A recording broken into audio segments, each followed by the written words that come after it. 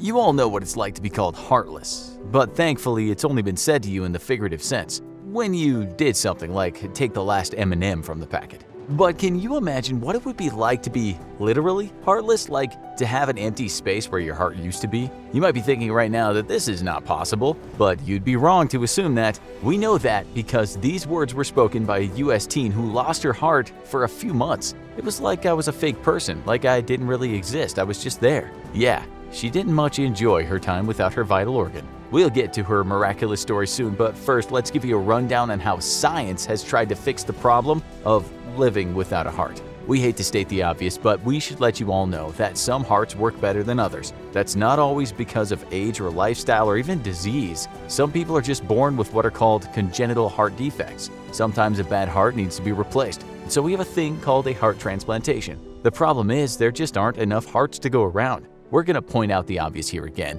and tell you that donors aren't alive and well and decide to give up their hearts. What happens is someone who is declared brain dead or on a ventilator and had before this downfall agreed to donate his or her heart, they'll have their heart removed and it can go to someone who needs it. The problem is there are thousands of folks just in the US on the waiting list. There are a lot of dodgy trickers in the world, as the British might put it, and not enough donors. If a lucky person is lucky enough to get a new heart, that transplanted heart would have to have been a good match. Usually the donated heart has to be transplanted within about 4 to 6 hours, and there's always a chance the living person's body might reject the heart. That's pretty selfish of the body, but hey, it's picky about who it lives with. We won't go into too many details because this is not necessarily a heart transplant story. What happened to the teen in the US is way more incredible than merely having a heart transplant. But first, you need to know why. You see, because so many people need transplants and there's not enough hearts to go around, science has been trying to make what are called artificial hearts.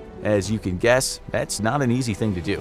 In the 1960s, the National Institute of Health created an artificial heart program. During that decade, partial mechanical hearts were put into young cows, and for a while the calves were fine. But after a few months, they were dead.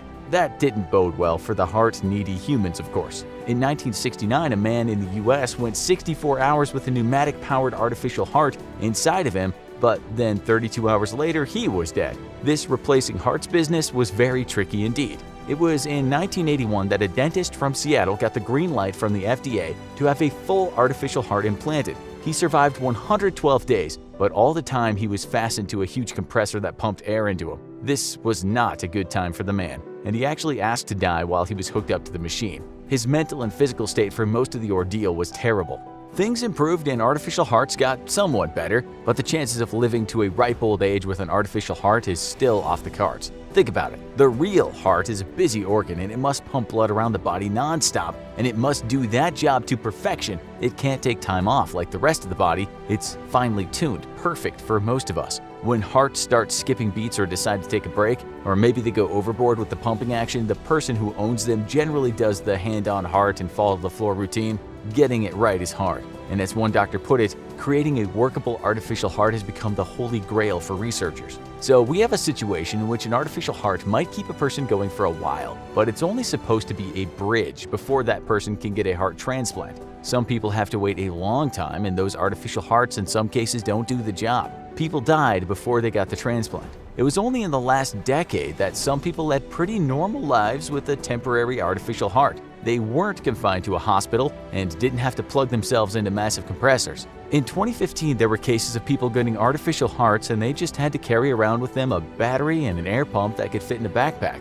It was noisy though, which could really get a person down when the pumping sound was 24/7, and anyone close also had to hear it. There are other dangers too. One guy who got one of those machines said while getting ready for a sponge bath, he accidentally knocked over the compressor and then the battery stopped working, and that meant that his heart stopped working and he fell to the floor ready to die. Luckily, the backup battery had his back and his fake heart resumed activities. The problem with that is the constant worry that the thing will malfunction and also having to remember to keep those batteries charged. A dead battery means a dead person, and being hooked up to the valve and a compressor all day takes its toll on a person's spirit. It's also high-risk odds. Sure, having an artificial heart beats death any day of the week, but some people even fairly recently have died soon after the device was implanted. One French recipient of an artificial heart got home after 5 months in the hospital. In an interview, he told the French newspaper, "I have completely recovered. I can walk, I can get up, and I can bend down 10 to 15 times a day without any difficulty. In fact, I have never felt so good." And the guy died shortly after the interview.